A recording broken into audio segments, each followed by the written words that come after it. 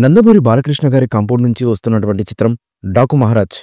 NBK 109గా వస్తున్నటువంటి ఈ చిత్రానికి బాబీ దర్శకత్వం వహిస్తున్న విషయం మనకు తెలిసిందే. ఈ మూవీని సంక్రాంతి పండుగ సందర్భంగా జనవరి 12న ప్రపంచవ్యాప్తంగా గ్రాండ్గా విడుదల చేస్తున్నారని తెలిసిందే. కాగా విడుదలకు కొన్ని రోజులే మిగిలి ఉండడంతో ఇక బాబీ టీం ఫినిషింగ్ టచ్ ఇచ్చేసింది. డాకు మహారాజ్ షూటింగ్ పూర్తయిపోయింది. ఈ విషయాన్ని తెలియజేస్తూ మేకర్స్ మరోసారి టీజర్ను ట్యాగ్ చేస్తూ వీడియోను విడుదల చేశారు. బాలకృష్ణ గారిను ఈసారి కంప్లీట్ నయా అవతార్లో చూపించబోతున్నారని విజువల్స్ చెప్పకనే చెబుతున్నాయి.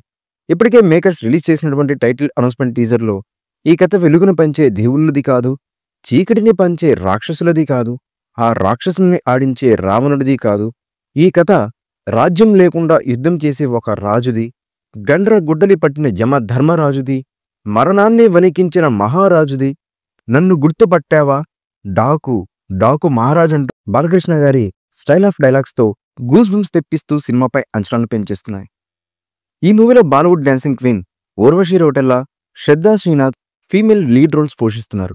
బాలీవుడ్ నటుడు బాబీ డియోల్ విలన్గా నటిస్తున్నారు. ఈ మూవీలో ప్రజ్ఞా జైస్వాల్, చాందినీ చౌదరి ఇతరులు కీలకమైన పాత్రలో కనిపించబోతున్నారు.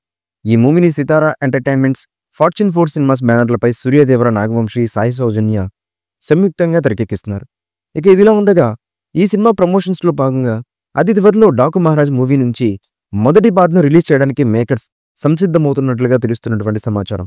ఈ పాట కని విని ఎరుగని రీతిలో ఉండడమే కాకుండా ఈ పాట సినిమాకి మెయిన్ హైలైట్గా ఉండడంతో పాటు ఈ పాటలో బాలకృష్ణ గారి ఓరమాస్ స్టెప్స్ వేరే లెవెల్లో ఉంటాయని లీక్ వీరుల నుంచి అందుతున్నటువంటి సమాచారం.